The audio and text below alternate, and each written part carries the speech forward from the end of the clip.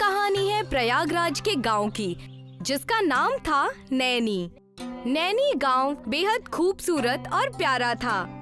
वहाँ धीरज रहता था। वैसे तो धीरज यतीम और गरीब था, लेकिन सब्जियाँ बेचकर अपना घर चलाया करता था। सब्जी ले लो, सब्जी ले लो, आ जाओ, सब्जी ले लो। भैया टमाटर कितने के दिए? टमाटर तो 50 रुपए किलो है। इतना महंगा टमाटर मुझे नहीं लेना, मैं कहीं और देख लेता हूँ। दुकान खोले पूरा एक दिन हो गया था, लेकिन कारोबार बिल्कुल नहीं चल रहा था। तब एक औरत वहाँ आई और कहने लगी, क्या आप मुझे अपनी सारी दुकान बेच सकते हैं? लगता है ये बड़े घर की बेटी है, मेरा पूरा कारोबार खरीदने आई है। जी क्यों नहीं, सिर्फ 2000 रुपए में ये दुकान आप ले लीजिए। ये लो 2000 रुपए।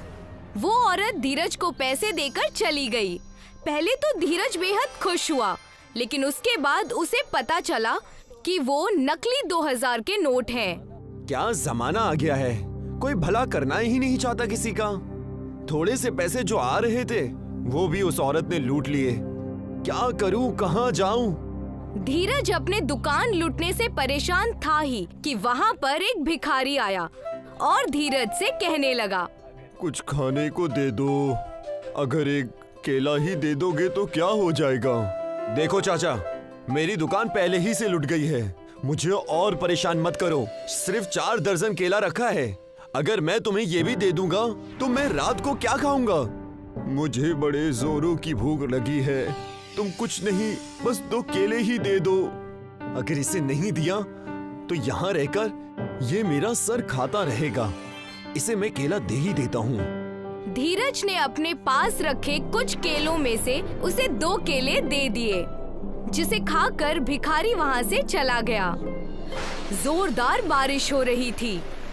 इतनी तेज बारिश है, ठंड लग रही है, कहाँ जाऊँ, किसके पास जाऊँ? अगर रात भर यहाँ रुक गया तो ठंड से मर जाऊंगा। तब भिखारी की नजर सामने वाले घर पर पड़ती है, जो धीरज का होता है।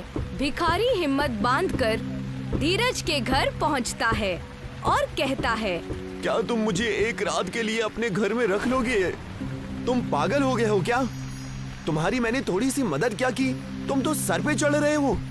रात हो चुकी है, बारिश भी बहुत ज्यादा है, ठंड भी लग रही है, बिजलियां कड़क रही है, बस एक रात के लिए जगह दे दो। अच्छा, आ जाओ। उस रात भिखारी धीरज के घर में ही रुक जाता है। सुबह हो जाती है, बारिश भी कम हो जाती है। धीरज की आंख खुलती है तो वो देखता है कि वो भिखारी सुबह सुबह ही अपने झोले में से मिर्चियाँ निकालकर खा रहा था। तुम इतनी सुबह सुबह उठकर मिर्चियाँ क्यों खा रहे हो? आप उठ गए, ये मिर्चियाँ कोई ऐसी वैसी मिर्चियाँ नहीं है, इसे खाने से मुझे अब दिन भर भूख नहीं लगती। मुझे उससे क्या मतलब, तुम जाओ अपना काम करो। चलो, सुबह हो गई और बारिश भी नहीं हो रही है। भिखारी धीरज के घर से चला जाता है। धीरज सब्जी मंडी जाकर उसे दोबारा बेचने के लिए सब्जी की दुकान पर सब्जी लगाने लगता है। आ जाओ, ताजे ताजे सब्जियां ले लो, आ जाओ। पूरा दिन बीत जाता है, लेकिन धीरज के दुकान से कोई भी सब्जी नहीं खरीदता। तब धीरज परेशान हो जाता है और दुकान बंद करके घर जा ही रहा होता है कि उसकी नजर टिले पर पड़ती है, जहां भिखारी रात को सो रहा होता है। और तब धीरज कहता है, असली जिंदगी तो इसी की है, ना कोई फिक्र ना कोई काम, पूरा दिन यहाँ वहाँ घूमो, लोगों से पैसे मांगो, किसी ने दे दिया तो मौज, और सब दे ही देते हैं, और रात को मस्त आराम से सो जाओ। उतने में ही वहाँ पर एक सांप आ जाता है और उस भिखारी को काट कर चला जाता है। और दूर खड़ा धीरज ये सब चीजें देख लेता है। सब काट लिया। हे मालिक, इसे तो सांप ने काट लिया, मुझे इसे किसी सपेरे के पास लेकर जाना होगा। धीरज भिखारी को अपने साथ लेकर आ जाता है और उसका इलाज करवाता है। सपेरा उस सांप के जहर को निकाल देता है। सही समय पर आपने ला दिया, वरना इनकी जान खतरे में आ सकती थी।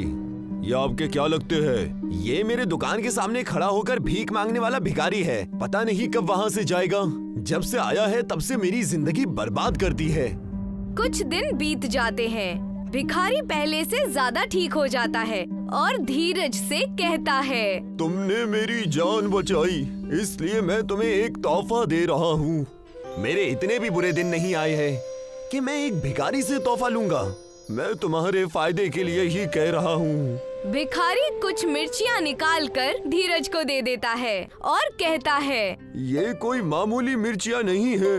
बहुत आला दर्जे वालों के साथ रहने की वजह से ये मुझे मिले हैं। इसे तुम अपने खेत में लगा दोगे तो तुम्हारी फसल में से हीरे की मिर्चियाँ निकलेंगी। क्या बकवास है। अगर ऐसा होता तो तुम खुद ना इसे इस्तेमाल कर लेते, मुझे थोड़ी ना देते। मैं एक ईमानदार इंसान को ही ढूंढ रहा था जो मुझे तुम में नजर आया। ये जादुई मिर्चियाँ तुम्हारे पास ही रखो। भिखारी धीरज को मिर्चियाँ देकर वहाँ से चला जाता है और कुछ वक्त बीत जाता है। अब भिखारी उस टिले या उसके आसपास कहीं नजर नहीं आता। धीरज उन मिर्चियों को देखकर सोचता है, क्यों न मैं ये मिर्चियाँ एक बार लगाकर देख ही लूं। कहीं उस भिखारी की बात सच निकली तो। धीरज उन मिर्चियों को लेकर अपने घर के आंगन में कुछ जगहों पर बो देता है। देखते ही देखते कुछ दिन बीत जाते हैं। उन मिर्चियों की फसल में से रोशनी आने लगती है। धीरज उसे देखकर वहाँ जाता है। ये रोशनी कैसी? इसे खोद कर देखता हूँ। लगता है मिर्चियाँ उग आई हैं। धीरज जैसे ही उन मिर्चियों को तोड़ता है, उसे वहाँ पर हीरे की मिर्चियाँ नजर आती हैं, जिन्हें देखकर वो बेहद खुश हो जाता है। उस भिखारी की बात तो सच निकली। ये तो हीरे की मिर्चियाँ हैं।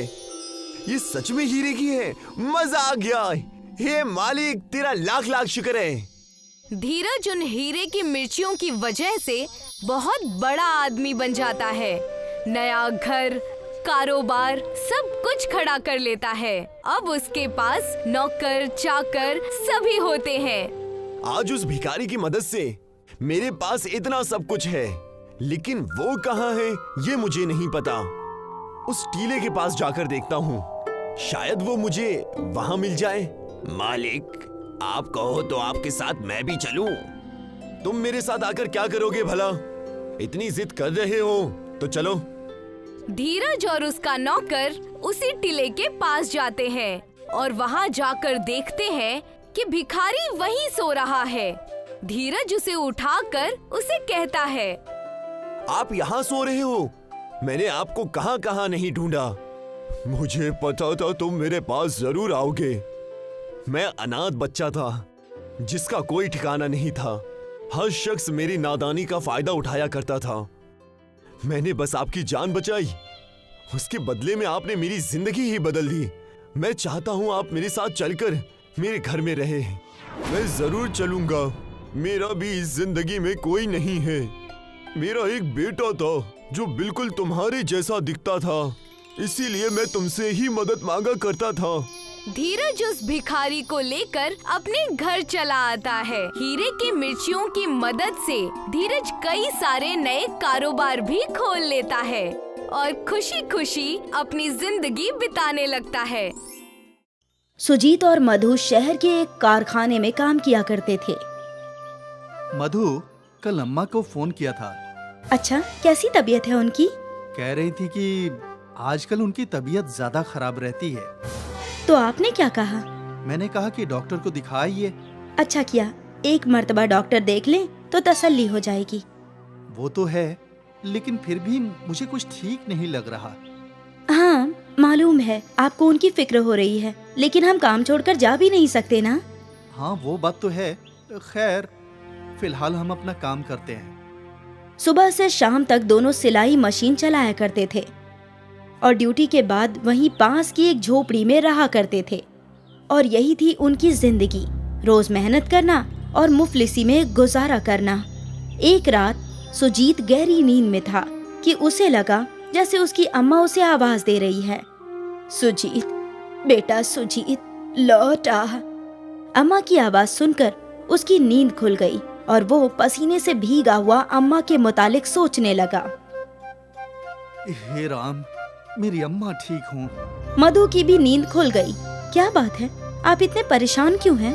अम्मा मुझे आवाज दे रही है, जरूर कुछ गड़बड़ है, हमें गांव चलना चाहिए। ठीक है। सुबह की पहली बस पकड़कर दोनों गांव पहुंचे और उन्होंने वहां देखा कि सुजीत की अम्मा बिस्तर पर अपनी आखिरी सांसें ले रही है। अम्मा, अम्मा। तू आ गया बेटा, ऊपर वाले ने मेरी सुन ली। तुझे देखे बगैर मैं कैसे मर सकती थी। अम्मा ऐसी बात ना करो, तुम्हें कुछ नहीं होगा। नहीं बेटा, मेरा आखिरी वक्त आ गया है। तुझे ये राज बताकर मरूं, यही ख्वाहिश थी। कैसा राज? जादुई मिर्ची का राज। जादुई मिर्ची? मेरी अलमारी में एक लकड़ी का डिब्बा है, उसके अंदर मिर्ची के बीज हैं, जादुई मिर्ची। उसे खेतों में बो दे, फिर मिर्ची होगा। जादुई मिर्ची तेरी हर ख्वाहिश पूरी करेगी। इतना बोलकर सुजीत की अम्मा चल बसी। अम्मा। सुजीत और मधु फूट फूट कर रोए। अम्मा जी। कुछ रोज बाद, आपको याद है ना, माँ जी ने हमें एक राज बताया था। हाँ मधु, ये रहे वो जादुई मिर्ची के बीज। हमें इन्हें खेतों में बो देना चाहिए। हाँ लेकिन इसमें काफी वक्त लगेगा। कोई बात नहीं, मुमकिन है हमारी किस्मत बदल जाए। अगले रोज सुजीत और मधु दोनों खेत में गए और मिर्ची के बीजों को खेतों में बो दिया। अब हमें इन जादुई मिर्ची के पौधों के उगने का इंतजार करना होगा। मिर्ची के बीजों में क्या जादू था ये तो उन्हें मालूम नहीं था, लेकिन दोनों मिर्ची के पौधे के उगने का इंतजार करने लगे। खेतों में बीज बोकर दोनों थके हारे घर लौटे। थक गए? हाँ। और भूख भी लगी ही होगी। हाँ, तुम जल्दी से कुछ बना दो। मधु बावर्ची खाने में खाना बनाने लगी। कुछ और रोज इतनी मेहनत करनी होगी, फिर हमारी किस्मत बदल जाएगी। उम्मीद तो यही है। कुछ देर बाद दोनों ने खाना खाया और जादुई मिर्ची के ख्वाब देखते हुए दोनों सो गए। अगले कई रोज तक वो दोनों खेतों में आप पोशी का काम करते रहे। ना जाने कब ये जादुई मिर्ची उगेगी। सब्र कीजिए। जादुई मिर्ची में क्या जादू होगा? मालूम नहीं, जो भी होगा अच्छा ही होगा। रोज दोनों दूर से खेतों तक पानी लाते थे और अब उनके खेतों में छोटे छोटे पौधे नजर आने लगे थे। वाह, ये हुई ना बात। अब कुछ ही रोज में मिर्ची उगने लगेगी। हाँ, और इनमें क्या जादू है उसका भी इल्म हो जाएगा। हाँ, इतने दिनों की कड़ी मेहनत के बाद आज सुजीत और मधु के चेहरे पर मुस्कान आई थी। अगर तुम ना होती तो मैं तन्हा कैसे ये सब कर पाता। ऐसा क्यों सोचना, अब तो बस जादुई मिर्ची के उगने का इंतजार है। हमने इतनी मेहनत की है। हाँ। सुजीत और मधु को जादुई मिर्ची से बहुत उम्मीद थी, लेकिन उन्हें कहाँ मालूम था कि उनके साथ क्या होगा। अगली सुबह जब सुजीत अपने खेतों में पहुंचा तो उसके खेतों में फसल लहलहा रही थी। सुजीत को अपनी नजरों पर एतबार न हुआ। जादुई मिर्ची उग गई। सुजीत परेशान था। वो दौड़कर घर गया। मधु, जादुई मिर्ची उग गई। क्या? हाँ, सारी मिर्ची उग गई है। मधु और सुजीत दोनों खेत लौटे। मधु भी हैरान थी। दोनों ने मिलकर जादुई मिर्ची तोड़ी। इनमें क्या जादू है? दोनों मायूस हो चुके थे। घर चलते हैं, मुझे नहीं लगता इसमें कोई जादू है। लेकिन अम्मा जी ने कहा था तो यकीनन उसमें कोई जादू होगा। दोनों मायूस थे, लेकिन फिर भी मधु ने कुछ मिर्चियां तोड़ ली। वो दोनों मायूस होकर घर लौटे। उन्हें लगने लगा था कि उनकी महीने भर की मेहनत बेकार हो गई। घर जाकर मधु खाना पकाने लगी और जैसे ही उसने दाल में मिर्ची डाली तो पूरी दाल सोने में तब्दील हो गई। ए जी, ये देखिए, सोना? जादुई मिर्ची का कमाल। इसका मतलब ये हकीकत में जादुई मिर्ची है। इसे दाल में डालते ही ये सोने में तब्दील हो गई। हाँ, हमारी तो किस्मत ही खुल गई। अब हमें किसी बात की फिक्र नहीं। हाँ अम्मा, शुक्रिया। उस सोने को फरोख्त कर सुजीत ने एक बड़ा घर ले लिया। अब उन दोनों को खाने पीने की जरा भी फिक्र नहीं थी। जादुई मिर्ची ने हमारी जिंदगी बदल दी। कहाँ हम शहर के बाहर झोपड़ी में सिलाई करते थे और कहाँ हमारा खुद का बंगला है। ये सब मेरी अम्मा की बरकतें हैं। हाँ, अम्मा जी ने हम दोनों की जिंदगी संवार दी। जादुई मिर्ची ने सुजीत और मधु की जिंदगी बदल दी। वो गरीब से अमीर बन गए। अब वो दोनों गरीबों की मदद करने लगे। गांव में किसी को भी कोई परेशानी होती तो वो उनके पास दौड़ा चला आता। बेटा, मुझे अपने दख्तर की शादी करवानी है, मेरी मदद कर दो। सुजीत और मधु दिल खोलकर लोगों की मदद करते, क्योंकि उनकी दौलत कभी खत्म ही नहीं होने वाली थी। जब भी उन्हें पैसों की जरूरत होती, वो खाने में जादुई मिर्ची डालते और खाना सोने में तब्दील हो जाता। शायद ये जादू इन्हें इसलिए मिला था कि सुजीत और मधु लोगों की मदद कर पाए। जादुई मिर्ची का जादू कभी खत्म न होने वाला जादू था।